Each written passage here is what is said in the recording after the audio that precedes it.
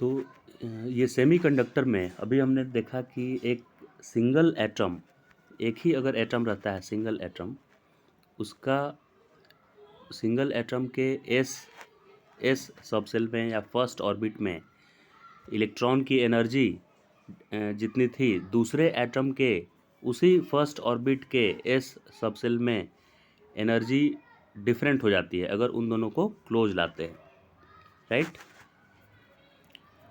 यहाँ पे एक सिंगल एटम की अगर बात हम करें तो एक सिंगल एटम का एनर्जी का एक लेवल होता है, एनर्जी लेवल उसको बोलते हैं। लेकिन एक से ज़्यादा अगर एटम पास में है तो वो एनर्जी लेवल नहीं बोलकर उसको एनर्जी बैंड बोल देते हैं हम लोग, एनर्जी बैंड। तो ऐसे फर्स्ट ऑर्बिट का जितने भी इलेक्ट्रॉन है उसका एक लाइन नहीं रखकर ऐसे मल्टीपल लाइन्स हो जाएंगे बहुत सारे, तो इसको एनर्जी बैंड बोलेंगे। और इनके कुछ इलेक्ट्रॉन रूम टेम्परेचर पे ही फ्री हो जाएंगे कुछ इलेक्ट्रॉन, तो फ्री होने के बाद वो रहेंगे उसी क्रिस्टल में, वो इलेक्ट्रॉन उसी क्रिस्टल में ही रहेंगे, लेकिन उनकी एनर्जी थोड़ा ज़्यादा होगी बाउंडेड इलेक्ट्रॉन से, राइट। क्योंकि बाउंडेड इलेक्ट्रॉन तो ऑर्बिट में अपना रिवॉल्व कर रहा है और फ्री इलेक्ट्रॉन वही फ्री हुआ होगा जिसकी एनर्जी ज़्यादा होगी, तभी तो अपने ऑर्बिट से बाहर गया है वो। तो फ्री इलेक्ट्रॉन की एनर्जी ज़्यादा है, इसीलिए उसे बोला जाता है कि वो कंडक्शन बैंड में है। यहाँ पे है वो उसी क्रिस्टल के अंदर, लेकिन उसे बोला जाता है कि उसकी एनर्जी ज़्यादा है, इसीलिए वो एनर्जी लेवल के अकॉर्डिंग बोला गया है कि वो हायर एनर्जी लेवल में है, और उस एनर्जी लेवल का नाम दिया गया कंडक्शन बैंड। तो वैलेंस बैंड और कंडक्शन बैंड, इन दोनों के बीच एनर्जी का गैप होगा। वैलेंस बैंड में जो इलेक्ट्रॉन होंगे, वैलेंस बैंड में वो अपने ही न्यूक्लियस के अराउंड रिवॉल्व कर रहे होंगे, इसलिए उनकी एनर्जी कम है। और जो फ्री इलेक्ट्रॉन है उनके एनर्जी बैंड को कंडक्शन बैंड बोले। तो इनके बीच एनर्जी डिफरेंस जो आ रहा है, कंडक्शन बैंड वाले इलेक्ट्रॉन और वैलेंस बैंड में जो इलेक्ट्रॉन है यानी फ्री इलेक्ट्रॉन्स, उनके बीच के एनर्जी डिफरेंस को ही एनर्जी गैप बोलते हैं, एनर्जी गैप। क्लियर है? ये एनर्जी गैप, कंडक्शन बैंड और वैलेंस बैंड के बीच का एनर्जी गैप इंसुलेटर में सबसे ज़्यादा है और सेमीकंडक्टर में थोड़ा मॉडरेट लेवल का है, और कंडक्टर में तो गैप ही नहीं है, ओवरलैप हो गया है दोनों में। इसका कारण ये है कि कंडक्टर में जो बाउंडेड इलेक्ट्रॉन भी है ना, जिसको हम बोल रहे हैं कि वो वैलेंस बैंड में है, वैलेंस बैंड में इलेक्ट्रॉन है, बाउंडेड इलेक्ट्रॉन जो अपने न्यूक्लियस के अराउंड ही घूम रहा है, उसकी भी एनर्जी फ्री इलेक्ट्रॉन से बहुत कम नहीं है, उसकी भी एनर्जी ज़्यादा है। कंडक्टर इसीलिए है कि वो इजीली कंडक्ट कर सके इलेक्ट्रिसिटी, यानी जब भी ज़रूरत पड़ेगी वो वैलेंस बैंड वाला इलेक्ट्रॉन भी आउटर मोस्ट ऑर्बिट वाला आराम से फ्री हो लेगा, आउटर मोस्ट ऑर्बिट वाला वो भी क्या हो जाएगा, फ्री। तो फ्री इलेक्ट्रॉन का एनर्जी कंडक्टर में और जो वैलेंस बैंड में इलेक्ट्रॉन है उसका एनर्जी, उन दोनों में बहुत गैप नहीं है। वैलेंस बैंड वाला भी बस थोड़ा सा ही कम है, उसका एनर्जी 0.1 कम है, थोड़ी सी भी एनर्जी मिलेगी तो ये भी फ्री हो लेगा। लेकिन सेमीकंडक्टर में वैलेंस बैंड वाला थोड़ा टाइटली बाउंडेड है अपने न्यूक्लियस के साथ, वो फ्री होने में उसको 0.7 या 0.3 ऐसा एनर्जी चाहिए उसको, तब जाकर वो फ्री इलेक्ट्रॉन बनेगा। तो इसीलिए बोला जाता है कि सेमीकंडक्टर में इलेक्ट्रॉन को फ्री कराने के लिए एनर्जी देना पड़ेगा, यानी वैलेंस बैंड वाले इलेक्ट्रॉन की एनर्जी कम है, काफ़ी कम है, और कंडक्शन बैंड वाले यानी फ्री इलेक्ट्रॉन्स की एनर्जी काफ़ी ज़्यादा है, तो गैप हो जाएगा उन दोनों के बीच। और कंडक्टर में गैप क्यों नहीं हो रहा है दोनों में? क्योंकि कंडक्टर में जो वैलेंस इलेक्ट्रॉन भी हैं, बाउंडेड इलेक्ट्रॉन भी, वो भी थोड़ा सा एनर्जी लेके वो भी फ्री होने के लिए तैयार हैं, और सेमीकंडक्टर में तो बाउंडेड इलेक्ट्रॉन फ्री होने के लिए तैयार ही नहीं है, बहुत ज़्यादा एनर्जी देंगी तब जाकर वो फ्री होंगे इलेक्ट्रॉन, और जब फ्री होंगे तब उन्हें बोला जाएगा कि वो कंडक्शन बैंड वाले इलेक्ट्रॉन हैं। तो कंडक्टर के बाउंडेड इलेक्ट्रॉन को फ्री करना आसान है क्योंकि वो कम एनर्जी लेकर ही फ्री हो जाते हैं। तो इसीलिए हम लोग बोलते हैं कि कंडक्टर में वैलेंस बैंड और कंडक्शन बैंड के बीच का एनर्जी गैप कम है, ओनली 0.1 या 0.01 ऐसा कम एनर्जी गैप है। और इंसुलेटर में बाउंडेड इलेक्ट्रॉन को फ्री करने के लिए बहुत एनर्जी उसको चाहिए होता है, तो इसीलिए बोलते हैं कि वैलेंस बैंड में जो इलेक्ट्रॉन है यानी कि बाउंडेड इलेक्ट्रॉन उनकी एनर्जी कंडक्शन बैंड वाले इलेक्ट्रॉन यानी फ्री इलेक्ट्रॉन से बहुत ज़्यादा डिफरेंस है, इसीलिए बैंड गैप ज़्यादा है। समझ गई बैंड गैप का मतलब। तो अभी सेमीकंडक्टर जो भी हैं उनको हम लोग दो टाइप में डिवाइड किए थे, इंट्रिंसिक और extrinsic semiconductor. Intrinsic pure semiconductor था, और कौन से ग्रुप वाले एलिमेंट को सेमीकंडक्टर कहा गया है, तो कार्बन का ग्रुप। कार्बन के नीचे क्या क्या था, कार्बन, सिलिकॉन और जर्मेनियम, टीन और लेड। इसके जो भी मेंबर हैं इनको सेमीकंडक्टर बोला जाता है। कार्बन के आगे के ग्रुप कौन कौन सा था, नाइट्रोजन, और नाइट्रोजन फैमिली में कौन कौन था, नाइट्रोजन, फास्फोरस और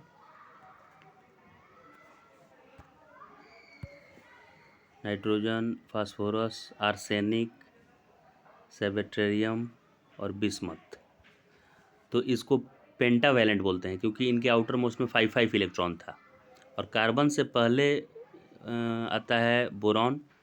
बोरॉन का फैमिली में कौन कौन सा एलिमेंट है, एल्यूमिनियम, गैलियम, इंडियम और थैलियम, TH।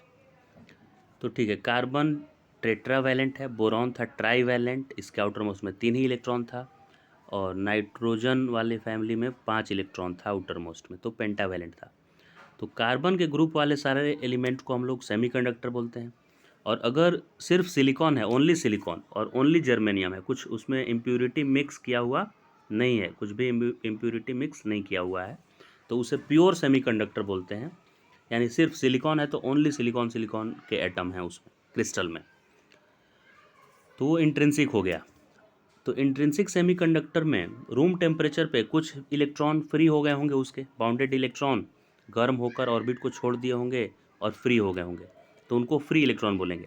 और ऑर्बिट में जहाँ से भी वो छोड़कर गए होंगे वहाँ एक वैकेंसी क्रिएट हुआ होगा, और उस वैकेंसी को हम लोग बोलते हैं होल्स। तो इंट्रिंसिक सेमीकंडक्टर में जितने होल्स हैं उतने ही इलेक्ट्रॉन हैं, राइट, क्योंकि वही इलेक्ट्रॉन जहाँ से भी गया है वहीं होल क्रिएट हुआ है। तो अगर 4 इलेक्ट्रॉन अगर ऑर्बिट को छोड़कर फ्री हो गया है अपने न्यूक्लियस को छोड़कर, तो 4 होल्स भी क्रिएट हुए होंगे। अब अगर उस प्योर सेमीकंडक्टर में कुछ इम्प्यूरिटी मिलाया जाए, जैसे बोरॉन फैमिली वाले को मिला है, ट्राईवैलेंट को, तो बोरॉन में तो 3 इलेक्ट्रॉन ही है, एक वैकेंसी ऑलरेडी वहाँ है, ऑक्टेट पूरा करने के लिए उसको चाहिए 8 बॉन्ड बनाना है, लेकिन उसके आउटर मोस्ट में 3 इलेक्ट्रॉन ही है, तो वो 3 ही बॉन्ड बना पाएगा दूसरे के साथ, राइट। तो एक और उसको बॉन्ड बनाना पड़ेगा ताकि उसका टोटल 8 इलेक्ट्रॉन पूरा हो जाए। इसका मतलब बोरॉन के पास ऑलरेडी एक वैकेंसी है, यानी होल प्रेजेंट है। तो उस सेमीकंडक्टर को बोलेंगे एक्सट्रिंसिक सेमीकंडक्टर। यानी सिलिकॉन में अगर एल्यूमिनियम या मिला दिया जाए तो वो ट्राईवैलेंट बनेगा, एल्युमिनियम मिला दिया जाए तो वो क्या बनेगा, पी टाइप का बनेगा, क्योंकि उसमें एक वैकेंसी रहेगी पहले से इलेक्ट्रॉन की। और अगर उसमें एन टाइप मिला दिया जाए तो एक्सेस इलेक्ट्रॉन आ जाएगा उसमें, क्योंकि एन टाइप में आर्सेनिक, नाइट्रोजन, ये सब में 5 इलेक्ट्रॉन है आउटर मोस्ट ऑर्बिट में, तो 4 ही बॉन्ड बनाने के लिए चाहिए, तो एक एक्सेस में है इलेक्ट्रॉन। लेकिन नाइट्रोजन का जो 5वां इलेक्ट्रॉन है ना, उसका एनर्जी फ्री इलेक्ट्रॉन से थोड़ा कम होता है, राइट। अब हमारे पास एनर्जी लेवल 3 हो गया। इम्प्यूरिटी मिलाने के पहले दो एनर्जी बैंड था हमारे पास, एक था वैलेंस बैंड, एक था कंडक्शन बैंड। वैलेंस बैंड में बाउंडेड इलेक्ट्रॉन रहते थे जो न्यूक्लियस के अराउंड घूम रहे हैं, और कंडक्शन बैंड में फ्री इलेक्ट्रॉन थे। लेकिन अब एक तीसरा भी बैंड आ जाएगा जिसको बोलेंगे, अगर एन टाइप का सेमीकंडक्टर है, मतलब पेंटावैलेंट मिला है 5 इलेक्ट्रॉन वाला, तो वो 4 इलेक्ट्रॉन तो पेंटावैलेंट का 4 इलेक्ट्रॉन तो पार्टिसिपेट कर लेगा बॉन्ड बनाने में, लेकिन उसका 5वां इलेक्ट्रॉन अभी फ्री नहीं हुआ है, न्यूक्लियस में ही है, लेकिन लूजली बॉन्डेड है, ओके। तो अभी 3 एनर्जी लेवल कौन कौन सा हो गया, 3 एनर्जी लेवल अगर ध्यान से देखें हम लोग तो देखिएगा कौन कौन सा हुआ है 3। एक एनर्जी लेवल तो हो गया वैलेंस बैंड में, जो आराम से बॉन्ड बनाकर बैठा हुआ है। और एक हो गया कंडक्शन बैंड, मतलब उन सब इलेक्ट्रॉन्स की एनर्जी जो फ्री इलेक्ट्रॉन्स हैं, ठीक है। और एक और जो पांचवा इलेक्ट्रॉन आया था पेंटावैलेंट मिलाने पे, उसका भी एनर्जी एक आ जाएगा, एनर्जी लेवल, और उसको बोलते हैं हम लोग एक्सेप्टर नहीं, डोनर एनर्जी लेवल, क्योंकि वो इलेक्ट्रॉन देने वाला है, वो इलेक्ट्रॉन क्या है, देने वाला है। तो इसका नाम होता है डोनर एनर्जी लेवल। क्या होता है ये, डोनर एनर्जी लेवल। तो अब तीन तरह का एनर्जी इलेक्ट्रॉन के पास है। एक वैलेंस बैंड वाले इलेक्ट्रॉन के पास एनर्जी है, एक कंडक्शन बैंड वाले इलेक्ट्रॉन के पास एनर्जी है, और एक वो पांचवा इलेक्ट्रॉन जो आया था इम्प्योरिटी का, उसका एनर्जी है। तो सबसे, अब इसको अरेंज कीजिए ऑर्डर में, बताइए सबसे ज़्यादा कौन से इलेक्ट्रॉन के पास एनर्जी है, कंडक्शन बैंड वाले की डोनर एनर्जी लेवल वाले में, कि वैलेंस बैंड एनर्जी बैंड में। सबसे ज़्यादा एनर्जी है कंडक्शन बैंड वाले इलेक्ट्रॉन में। उसके बाद है वो जो पेंटावैलेंट का पांचवा इलेक्ट्रॉन है, वो भी फ्री होने के लिए तैयार है, उसका कोई ज़रूरत है नहीं न्यूक्लियस में, क्योंकि उसका न्यूक्लियस स्टेबल है कि नहीं, ऑक्टेट पूरा कर लिया है वो एटम। और सबसे कम एनर्जी है वैलेंस बैंड वाले की। तो वैसे ही जब पी टाइप तैयार होगा ना, पी टाइप, तो डोनर की जगह पर एक्सेप्टर एनर्जी लेवल होगा। एक्सेप्टर मतलब इन होल्स का एनर्जी, होल्स रहेंगे यहाँ पे प्रेजेंट, ठीक है। तो ये होल्स भी ये इलेक्ट्रॉन एक्सेप्ट कर सकते हैं, या कभी कभी मतलब होल्स में वैलेंस बैंड का भी इलेक्ट्रॉन जा सकता है, और कंडक्शन बैंड वाला फ्री इलेक्ट्रॉन भी आ सकता है। ज़्यादा प्रोबेबिलिटी है कंडक्शन बैंड वाले फ्री इलेक्ट्रॉन के आने की, क्योंकि वो फ्री इलेक्ट्रॉन है, और ये बॉन्डेड को ब्रेक करके बॉन्ड आना पड़ेगा होल में, है ना। तो पी टाइप सेमीकंडक्टर में क्या होगा, पहले से जितने अवेलेबल फ्री इलेक्ट्रॉन थे उसमें से कुछ होल में चले जाएंगे, तो इलेक्ट्रॉन की कमी आ जाएगी, है कि नहीं। तो इलेक्ट्रॉन की कमी आएगी तो हम बोलते हैं कि पी टाइप सेमीकंडक्टर में नंबर ऑफ इलेक्ट्रॉन कम हो जाते हैं नंबर ऑफ होल्स से, ओके। वैसे ही एन टाइप सेमीकंडक्टर में वो पांचवा इलेक्ट्रॉन आ गया था इम्प्योरिटी के साथ पेंटावैलेंट मिलाने से, तो उसमें हम लोग बोलते हैं कि नंबर ऑफ इलेक्ट्रॉन्स होल्स से ज़्यादा हो जाता है। तो एक फॉर्मूला आपसे याद रखना है कि इंट्रिंसिक सेमीकंडक्टर में number of electron equal to number of hole, और एक्सट्रिंसिक सेमीकंडक्टर दो टाइप का हो गया। पी टाइप अगर हुआ तो number of holes is far far more than number of electrons, और एन टाइप सेमीकंडक्टर में numbers of electrons will be far far more than number of holes. Clear. अब अगर एक पी टाइप सेमीकंडक्टर को N type semiconductor के साथ contact में लाया जाए, ये दो तरीके से कर सकते हैं हम। या तो एक ही सेमीकंडक्टर को आधे आधे साइड में उसमें इम्प्योरिटी ट्राई वैलेंट मिला दें, और बाकी के आधे साइड में पेंटा वैलेंट मिला दें। तो जिधर पेंटा वैलेंट मिलाएंगे उधर एन टाइप बन जाएगा, और जिधर ट्राई वैलेंट मिलाया जाएगा उधर क्या बन जाएगा, पी टाइप। तो पी टाइप में बहुत सारे मेजोरिटी चार्ज कैरियर होल्स होंगे, और माइनॉरिटी चार्ज कैरियर भी इलेक्ट्रॉन भी कुछ होंगे कम अमाउंट में। लेकिन एन टाइप में मेजोरिटी में माने बहुत सारे फ्री इलेक्ट्रॉन रहेंगे, बहुत सारे एन टाइप में। अब इन दोनों को जब अगर मिलाया जाएगा साथ में, एक दूसरे के कांटेक्ट में दोनों को लाएंगे, तो एन टाइप में से इलेक्ट्रॉन, चूँकि उधर एक्सेस ऑफ इलेक्ट्रॉन है और पी टाइप में एक्सेस ऑफ होल्स है, मतलब डेफिशिएंसी है उधर इलेक्ट्रॉन की, तो एन टाइप में से इलेक्ट्रॉन पी टाइप में जाना स्टार्ट कर देंगे ऐसे। तो इस इलेक्ट्रॉन के मूवमेंट से जो करंट फॉर्म हो रहा है, क्योंकि rate of flow of charge को ही करंट बोलते हैं, तो यहाँ इलेक्ट्रॉन एन टाइप से पी टाइप के साथ मूव कर रहा है पी की तरफ, और होल्स में जाके वहाँ बाउंडेड इलेक्ट्रॉन बन जा रहा है, फ्री इलेक्ट्रॉन कन्वर्ट हो जा रहा है बाउंडेड इलेक्ट्रॉन में। तो इस इलेक्ट्रॉन के मूवमेंट से जो करंट फॉर्म हो रहा है उसको डिफ्यूज़न करंट बोलते हैं। इस करंट को हम लोग बोलेंगे डिफ्यूज़न करंट। अब जैसे ही ये इलेक्ट्रॉन होल्स की तरफ जाएंगे, तो जहाँ इलेक्ट्रॉन जा रहा है जिस जगह, जो एक्सेप्ट करता है उस पर निगेटिव चार्ज आ जाता है। यानी कि पी साइड में जो भी एटम इलेक्ट्रॉन एक्सेप्ट किया है पी साइड वाला, उस पर निगेटिविटी आ जाएगी, और पी और एन साइड से जो भाग कर गया है इलेक्ट्रॉन उधर, तो जहाँ से इलेक्ट्रॉन जाता है वहाँ पॉजिटिव चार्ज आ जाता है। तो अब ये पॉजिटिव और निगेटिव से यहाँ एक इलेक्ट्रिक फील्ड क्रिएट हो जाएगा, राइट। और ये इलेक्ट्रिक फील्ड इस इलेक्ट्रॉन के मूवमेंट को अपोज करेगा, यानी डिफ्यूज़न करंट को स्लो करेगा ये। लेकिन यही electric field minority charge carrier को फ्लो कराने लगेगा, क्योंकि अब इलेक्ट्रिक फील्ड पी से एन की तरफ, पी साइड में तो निगेटिविटी आ गई है क्योंकि पी ने इलेक्ट्रॉन एक्सेप्ट किया है कि नहीं, और एन साइड में पॉजिटिविटी आई है क्योंकि इसने डोनेट किया है। तो इलेक्ट्रिक फील्ड एन से पी की तरफ हो गया, क्योंकि एन ने डोनेट किया इसलिए इधर प्लस बन जाएगा, और पी साइड ने एक्सेप्ट किया है इलेक्ट्रॉन इसलिए इधर माइनस बन जाएगा। तो अब ये इलेक्ट्रिक फील्ड मेजोरिटी चार्ज को तो फ्लो करने नहीं देगा, यानी फर्दर इलेक्ट्रॉन के मूवमेंट को अपोज करेगा, राइट।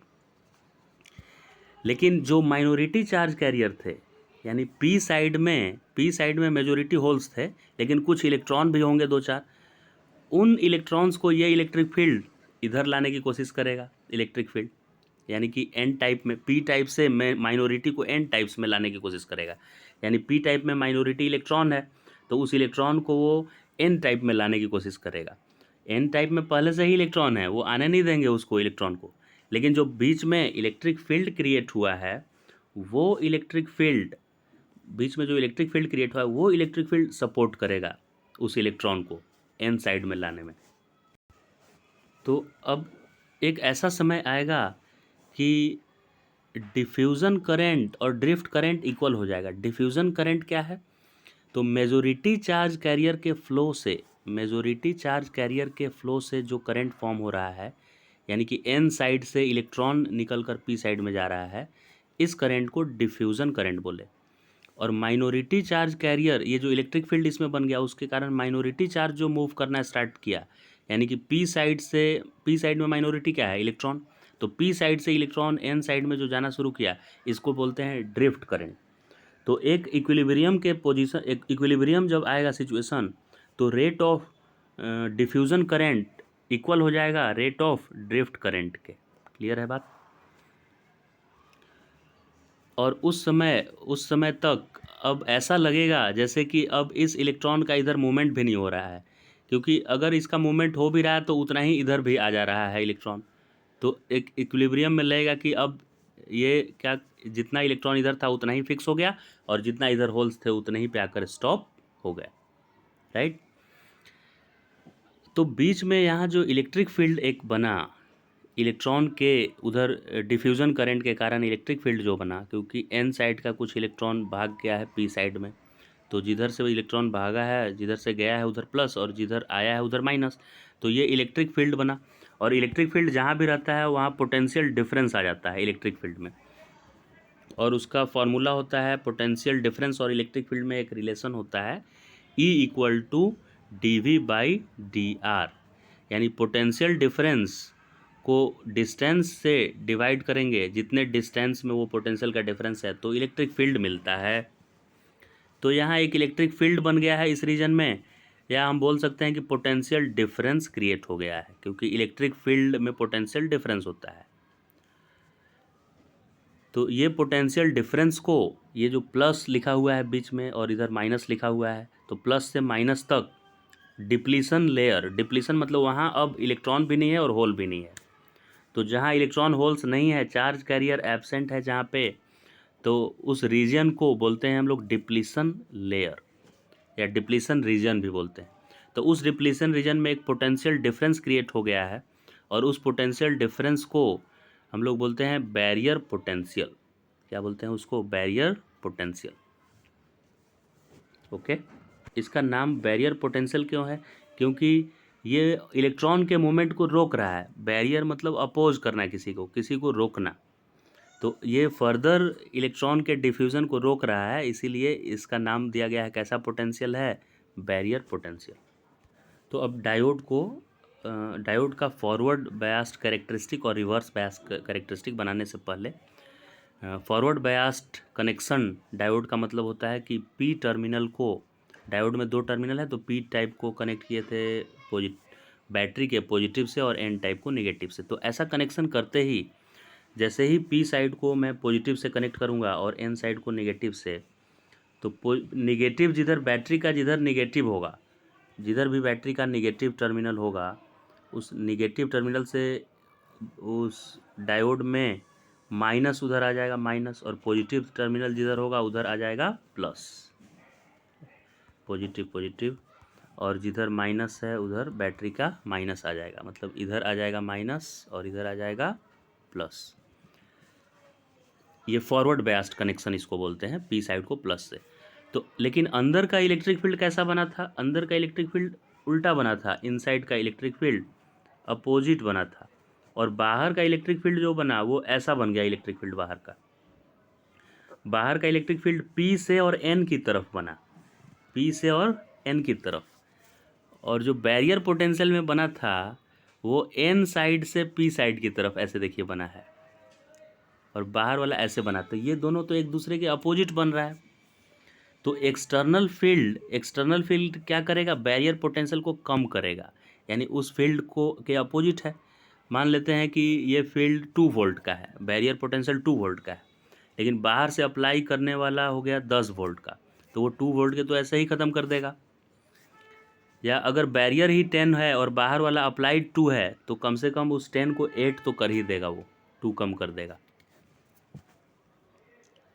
तो इस तरह से ये फॉरवर्ड बायस्ड कनेक्शन करने से हम लोग देखें कि बैरियर पोटेंशियल कम हो रहा है। ठीक है, तो बैरियर पोटेंशियल जैसे ही कम होगा, क्या इलेक्ट्रॉन और मिलना स्टार्ट कर देंगे। पहले जो इलेक्ट्रॉन नहीं मिल पा रहे थे इस बैरियर के कारण इधर जाकर, वो बैरियर पोटेंशियल कम होने से और इलेक्ट्रॉन इधर जाने लगेंगे, और इलेक्ट्रॉन के इधर मूवमेंट से करंट फ्लो स्टार्ट हो जाएगा। तो फॉरवर्ड बायस्ड कंडीशन में फॉरवर्ड बायस कनेक्शन करने से करंट इंक्रीज हो जाता है, सर्किट में करंट इंक्रीज होता है, लेकिन सडन इंक्रीज नहीं होगा, करंट सडन इंक्रीज नहीं होगा। तो उसके लिए ग्राफ कुछ ऐसा होगा। इनिशियली तो जब तक बैरियर पोटेंशियल के बराबर नहीं मिलेगा तब तक करंट एकदम कम रहेगा, करंट की वैल्यू मतलब थोड़ी सी करंट फ्लो करेगी, या शुरू में नहीं करेगी करंट फ्लो, और एक सर्टेन वैल्यू के बाद फ्लो करना स्टार्ट करेगा वो करंट। तो इसीलिए ग्राफ कैसा बनाया हुआ है, पहले करंट नहीं है, मतलब जीरो जैसा है, फिर धीरे धीरे स्टार्ट होगा, और जब हम उस बैरियर को पार कर जाएंगे तो करंट सडन स्टार्ट हो जाएगा। ठीक है, तो ऐसा कुछ सिचुएशन हुआ, पहले की करंट नहीं था, नहीं, बाद में धीरे धीरे करंट स्टार्ट हुआ। धीरे धीरे करंट स्टार्ट होने का मतलब है कि अब बैरियर को एक्सीड कर दिया है ये एक्सटर्नल इलेक्ट्रिक फील्ड, और बाद में करंट एब्रप्टली, मतलब बहुत ज़्यादा करंट इंक्रीज कर जाएगा, क्योंकि उस समय इतना ज़्यादा बैटरी का अप्लाइड वोल्टेज होगा कि वो पूरा ज़ीरो कर देगा बैटरी को। मतलब बैरियर 2 है तो हम अप्लाई कर दिए मान लीजिए 10, तो 2 माइनस उसका करके 8 वोल्ट का कंडक्टर जैसा ये बन जाएगा, और 8 वोल्ट से करंट फ्लो करने लगेगा इसमें। ओके, ये बैरियर पोटेंशियल को रिवर्स बायस्ड करने पे और भी ज़्यादा इंक्रीज कर दे रहा है, क्योंकि ये रिवर्स बायस्ड में पी साइड को एन से मैंने कनेक्ट कर दिया था, तो एन से करने में इधर निगेटिविटी आ गई, और पी साइड जिधर किए थे उधर ऐसे पॉजिटिविटी आ गया, इधर पॉजिटिव पॉजिटिव आ गया था। तो एक्सटर्नल इलेक्ट्रिक फील्ड भी राइट से लेफ्ट हो गया, और अंदर जो बैरियर के पास इलेक्ट्रिक फील्ड था वो भी राइट से लेफ्ट ही था। तो दोनों इलेक्ट्रिक फील्ड एक दूसरे को ऐड कर दे रहा है। तो ऐड कर रहा है तो अब भी यहाँ का इलेक्ट्रिक फील्ड और स्ट्रांग हो जाएगा, यानी बैरियर और भी स्ट्रांग हो जाएगा, और इलेक्ट्रॉन के मूवमेंट को ये पूरी तरह से ब्लॉक कर देगा, इलेक्ट्रॉन को मूव नहीं करने देगा ये, यानी सर्किट में करंट फ्लो नहीं करेगा।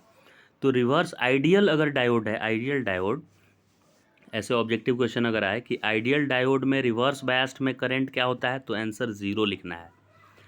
और फॉरवर्ड बायस्ड में करंट क्या होता है, तो फॉरवर्ड बायस्ड में आइडियल डायोड में करंट पूरा बैटरी का जो भी करंट है V/I से, V/R इक्वल टू करंट होता है ओम्स लॉ से, तो पूरा करंट फ्लो करेगा। मतलब फॉरवर्ड बायस्ड में एक डायोड सिंपल वायर जैसा, जीरो रेजिस्टेंस के वायर जैसा बिहेव करेगा, और रिवर्स बायस्ड में एक डायोड इनफाइनाइट रेजिस्टेंस जैसा बिहेव करेगा। इनफाइनाइट रेजिस्टेंस मतलब करंट फ्लो होने ही नहीं देगा। तो आइडियल कंडीशन में क्या याद रखना है कि diode behaves like if it is connected in forward biased condition, then in diode behave like zero resistance in forward biased, and reverse biased में कैसा बिहेव करता है, इनफाइनाइट रेजिस्टेंस के जैसा। तो इसके V I characteristic, forward biased का V I characteristic समझ गए हम लोग। पहले करंट कम था, फिर धीरे धीरे बैरियर पोटेंशियल से ज़्यादा वोल्टेज अप्लाई कर दिए तो करंट सडन इंक्रीज कर गया। रिवर्स biased में क्या हुआ, रिवर्स biased में तो बहुत देर तक करंट नहीं था। देखिए पूरा 3 वोल्ट लगा दिए फिर भी करंट, ये जो करंट फ्लो कर रहा है ना कम, वो माइनॉरिटी वाला करंट है, माइनॉरिटी के चलते, क्योंकि जो बैरियर वाला फील्ड था वो माइनॉरिटी को सपोर्ट कर रहा था, तो इसीलिए इसको निगेटिव करंट लिखे हैं। मेजोरिटी के चलते करंट को पॉजिटिव बोले, तो माइनॉरिटी तो उल्टा फ्लो कर रहा है ना, तो उस करंट को निगेटिव लिखा हुआ है, निगेटिव करंट। अच्छा, मेजोरिटी वाला फ्लो वाई एक्सिस पे लिया है, माइनॉरिटी के फ्लो को वाइडस एक्सिस पे लिखे हैं करंट को, और मेजोरिटी के फ्लो से मिली एम्पियर में करंट मिलता है, और माइनॉरिटी माने कम फ्लो से माइक्रो एम्पियर में, मतलब कम करंट मिलता है माइक्रो में। ओके, रिवर्स बायास्ड में ये इधर अचानक करंट बढ़ जा रहा है, इसको ब्रेकडाउन वोल्टेज बोलते हैं। जितने वोल्टेज पे ये सडन करंट इंक्रीज हो रहा है ना, उस करंट को क्या बोलते हैं, ब्रेकडाउन वोल्टेज। ये ब्रेकडाउन वोल्टेज क्या है देखते हैं इसके बारे में। अगर रिवर्स बायास्ड में आप बहुत ज़्यादा वोल्टेज अप्लाई करेंगे तो क्या होगा, रिवर्स बायास्ड में बहुत ज़्यादा वोल्टेज अप्लाई करने से कि जहाँ डिप्लीशन रीजन था, रिवर्स बायास्ड में क्या था, रिवर्स बायास्ड में जो डिप्लीशन रीजन में जो डायरेक्शन था वही अप्लाइड इलेक्ट्रिक फील्ड का भी वही डायरेक्शन था। फिर से मैं ये पीएन जंक्शन के थ्रू ये एक्सप्लेन करता हूँ। पीएन जंक्शन जहाँ पे बनाया हुआ है वहाँ पे इलेक्ट्रिक फील्ड, ऐसा एक इलेक्ट्रिक फील्ड था इंटरनल, और एक्सटर्नल भी ऐसा ही था। तो एक्सटर्नल इलेक्ट्रिक फील्ड जब बहुत हाई वोल्टेज अप्लाई कर देंगे हम, तो इतना ज़्यादा इलेक्ट्रिक फील्ड एक्सटर्नल हो जाएगा कि इसके डिप्लीशन रीजन में जो बॉन्ड बना हुआ है ना दो एटम के बीच, उस बॉन्ड को के वाले इलेक्ट्रॉन को ही वो फोर्स लगा के ब्रेक कर देगा बॉन्ड को। मतलब क्या होगा, इसके पास इलेक्ट्रॉन तो हैं ही, बहुत सारे इलेक्ट्रॉन बॉन्ड बनाए हो, बाउंडेड इलेक्ट्रॉन थे हैं, फ्री इलेक्ट्रॉन नहीं है ये, लेकिन इतना ज़्यादा स्ट्रॉन्ग ये फील्ड हो जाएगा कि जो बाउंडेड इलेक्ट्रॉन है, इलेक्ट्रॉन पे फोर्स कैसे लगता है, in the direction of field की अपोजिट टू फील्ड, अपोजिट। तो इस इलेक्ट्रॉन को ये फील्ड ऐसे खींच के पीछे ले आएगा, ऐसे ये डिप्लीशन रीजन में जो ये इलेक्ट्रॉन है इसको इधर खींच लेगा, ये इलेक्ट्रिक फील्ड इधर ऐसे खींच लेगा। तो जहाँ डिप्लीशन रीजन में नया होल और इलेक्ट्रॉन पेयर जनरेट हो जाएगा कि नहीं, तो न्यू इलेक्ट्रॉन और होल पेयर जनरेट होने से ये इलेक्ट्रॉन ऐसे मूव किए, तो ये रिवर्स डायरेक्शन में करंट हुआ कि फॉरवर्ड, रिवर्स हुआ, क्योंकि मेजोरिटी तो इधर फ्लो करना चाहिए था एन से पी की तरफ, लेकिन ये उल्टा फ्लो कर रहा है, तो रिवर्स करंट सडन इंक्रीज कर जा रहा है। तो रिवर्स करंट सडन इंक्रीज करने का कारण क्या है कि डिप्लीशन रीजन में बहुत ज़्यादा हाई इलेक्ट्रिक फील्ड हो जाने से वो बॉन्ड ब्रेक करके और new electron hole pair generate कर दे रहा है, और new electron hole pair generate करने से सडन करंट में इंक्रीज देखने को मिल रहा है। तो जितने वोल्टेज पे ऐसा काम होता है, जितने वोल्टेज पे ऐसा काम होता है उसको ब्रेकडाउन वोल्टेज बोलते हैं। जितने वोल्टेज पे रिवर्स बायास्ड में सडन करंट इंक्रीज होता है उस वोल्टेज को ब्रेक डाउन वोल्टेज बोलेंगे। वोल्टेज और वोल्टेज वर्सेस करंट ग्राफ दिया है, तो इसका स्लोप निकालने से क्या मिलेगा, तो वोल्टेज बाय करंट करने से रेजिस्टेंस मिलता है, तो इसका स्लोप निकालने से रेजिस्टेंस मिलेगा, वी आई ग्राफ का स्लोप निकालने से। तो अब इस डायोड का फर्स्ट एप्लीकेशन हम लोग पार्ट देख रहे हैं, which is half wave rectifier. ये रेक्टिफायर एसी को, अल्टरनेटिंग करंट को डायरेक्ट करंट बनाएगा। तो इस लेफ़्ट साइड में एक एसी का सोर्स है, और ये बीच में ये किया हुआ है म्यूचुअल इंडक्शन होता है, म्यूचुअल इंडक्शन जिसमें प्राइमरी कॉइल में करंट फ्लो कराने पे सेकेंडरी में भी इंड्यूस हो जाता है करंट, क्योंकि मैग्नेटिक फ्लक्स उससे भी चेंज कर रहा होता है। ये बात इलेक्ट्रोमैग्नेटिक इंडक्शन से पता है हम लोग को पहले से। कि ये प्राइमरी साइड का सर्किट है, ये लेफ़्ट वाला साइड, ये किधर गया ये, हाँ ये क्या है प्राइमरी, ये प्राइमरी कॉइल है ये, और इसमें करंट फ्लो करने से मैग्नेटिक फील्ड जो बनेगा, मैग्नेटिक फील्ड वो क्लोज लूप बनाता है मैग्नेटिक फील्ड, तो इससे भी लिंक कर जाएगा, बाजू वाले से भी क्या लिंक कर जाएगा कि नहीं इससे। तो इसमें पहले मैग्नेटिक फील्ड नहीं था और अचानक मैग्नेटिक लाइंस आया तो इसमें इंड्यूस करंट हो जाएगा, सेकेंडरी में करंट इंड्यूस हो जाएगा। तो इस तरह से सेकेंडरी सर्किट में भी दूसरे साइड में इधर भी करंट आने लगेगा, इस साइड में भी करंट आ जाएगा। तो एसी को अब ये डीसी कैसे कन्वर्ट कर रहा है वो देखते हैं। तो ये चूँकि एसी करंट है इसलिए एक बार इधर प्लस बनाएगा और इधर माइनस, तो थोड़ी देर के बाद जितना हाफ साइकिल उसका होगा उसके बाद इधर माइनस बन जाएगा और इधर क्या बन जाएगा प्लस। तो फर्स्ट हाफ साइकिल में देखते हैं, फर्स्ट हाफ साइकिल में एसी करंट ऐसा होता है, ऐसा पहले बढ़ता है, फिर यहाँ से यहाँ बढ़ रहा है, फिर यहाँ से यहाँ करंट का वैल्यू कम हो रहा है, राइट, फिर दूसरे डायरेक्शन में बढ़ता है। तो इस इधर इंड्यूस करंट सेकेंडरी कॉइल में इधर मान लेते हैं प्लस बना है, पहले हाफ साइकिल में इधर प्लस बना है और इधर माइनस बना है मान लेते हैं, ठीक है, ऊपर बना है प्लस और नीचे माइनस, इधर प्लस इधर माइनस। तो प्लस बनने से करंट किधर से किधर को फ्लो करता है, प्लस से माइनस की तरफ। अब इतने कॉइल को आपको समझना है कि ये बैटरी है, इसमें करंट नहीं फ्लो कराना है, वैसे भी बैटरी में करंट उल्टा फ्लो करता है अगर पता होगा तो, एक्सटर्नल सर्किट में प्लस से माइनस फ्लो करता है लेकिन बैटरी के अंदर माइनस से प्लस। तो एक्सटर्नल सर्किट में करंट ऐसे फ्लो होने को आएगा ऐसे। तो इस डायोड के बारे में सोचते हैं, इस डायोड के बारे में। तो डायोड के पॉजिटिव साइड में जिधर वाइड वाला ट्रायंगल का वाइड वाला पार्ट है उधर पी टाइप होता है और आगे एन टाइप होता है। तो इसमें क्या देख रहे हैं हम लोग कि इस डायोड के पी साइड में पहले करंट पी साइड में आया और निगेटिव से एन साइड कनेक्ट हो गया, ये उल्टे साइड से क्या कनेक्ट हो गया एन, ये निगेटिव इधर से आकर उल्टे साइड से कनेक्ट हुआ एन में। तो पी कनेक्ट हो रहा है, इसमें बैटरी का पॉजिटिव किसके कांटेक्ट में है, डायोड के पी साइड के कांटेक्ट में है, और निगेटिव किसके कांटेक्ट में है, उसके एन साइड के कांटेक्ट में है, राइट।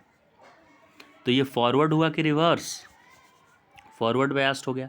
तो फॉरवर्ड बायस्ड में डायोड सिंपल वायर जैसा बिहेव करता है, यानी कि रोकता नहीं है करंट को, तो ये आराम से करंट फ्लो कर जाएगा और इस तरह से मुझे करंट एक्स से वाई की तरफ मिलेगा। करंट किधर से किधर को मिलेगा, एक्स टू वाई, इधर से इधर आ जाएगा करंट। अब इधर ग्राफ इधर बनाए तो यानी कि फर्स्ट हाफ साइकिल में जब तक पॉजिटिव था इधर तब तक मुझे ये डायोड करंट देता रहेगा। लेकिन जैसे ही सेकेंड हाफ साइकिल आएगा तो सेकेंड हाफ साइकिल में इधर बन जाएगा, जिधर प्लस था ऊपर प्लस था ना, तो इस बार इधर माइनस जैसा बनेगा और इधर बनेगा प्लस। तो इस बार डायोड का पी टाइप माइनस से कनेक्ट हो गया, डायोड का इस बार ऊपर में क्या बना है माइनस और नीचे बना है प्लस। तो डायोड का इधर प्लस से कनेक्ट हो गया, पी साइड जो था वो माइनस से कनेक्ट हो गया और प्लस से क्या कनेक्ट हो गया एन साइड, इधर से एन साइड आ गया सामने। तो अब रिवर्स बायस्ड में डायोड को मैंने बताया था कि ये इनफाइनाइट रेजिस्टेंस, मतलब बैरियर पोटेंशियल बहुत ज़्यादा बढ़ जाता है, वो करंट अलाउ ही नहीं करता है। तो यानी इस सर्किट में करंट फ्लो ही नहीं करेगा। तो आधे साइकिल में तो करंट फ्लो किया और आधे में नहीं किया। तो इनपुट एसी का इनपुट ऐसा कुछ होता है, एसी का इनपुट ऐसा होता है। तो इसका आउटपुट क्या बनेगा कि जब जब प्लस है यानी एक सर्टेन डायरेक्शन में है उसके लिए तो करंट मिलेगा, और जब माइनस है उसके लिए ये ज़ीरो कर देगा। माइनस के लिए ये क्या इंडिकेट करने लगेगा, ज़ीरो। क्लियर है। जैसे कि इसमें एसी का तो यही डायग्राम होता है ना, ऐसे पॉजिटिव नेगेटिव प्लस ऐसे माइनस होता है। तो इसका आउटपुट में क्या मिलेगा मुझे, खाली पॉजिटिव में मिलेगा और निगेटिव के लिए करंट ज़ीरो, फिर से पॉजिटिव में मिलेगा और निगेटिव के लिए ज़ीरो, राइट। तो ऐसे ऐसे मिलेगा। अब इसमें हमने क्या देखा कि ये आधा ही रेक्टिफाई किया, हालांकि ये अब एसी नहीं रहा। एसी का पहचान क्या है कि करंट का डायरेक्शन चेंज होना चाहिए। अब ये जो आउटपुट मिला उसमें तो कम से कम खाली प्लस करंट मिल रहा है। प्लस करंट मतलब एक ही डायरेक्शन में फ्लो करंट हो रहा है, उल्टे डायरेक्शन में करंट फ्लो नहीं हो रहा है। तो ये पूरी तरह से डीसी नहीं किया है, इसको पल्सेटिंग डीसी बोलते हैं। मतलब डीसी ही है लेकिन उसकी मैग्नीट्यूड चेंज हो रहा है उसका, ज़ीरो से थोड़ा थोड़ा बढ़ा बढ़ा, फिर ज़ीरो हुआ, फिर ज़ीरो बहुत देर तक रहा, फिर बढ़ा बढ़ा बढ़ा, फिर ज़ीरो हुआ, निगेटिव कभी नहीं हुआ। तो आधा काम ये कर दिया कि नहीं? ये आधे को, हालांकि आउटपुट कम दिया, ये आउटपुट में मुझे ये इस साइकिल के लिए कुछ मिला ही नहीं, ज़ीरो मिल गया निगेटिव साइकिल के लिए, इसीलिए इसका नाम हो गया, आधे को ही ये रेक्टिफाई किया, तो हाफ वेव रेक्टिफायर। इसका नाम क्या मैंने रख दिया? Half wave rectifier.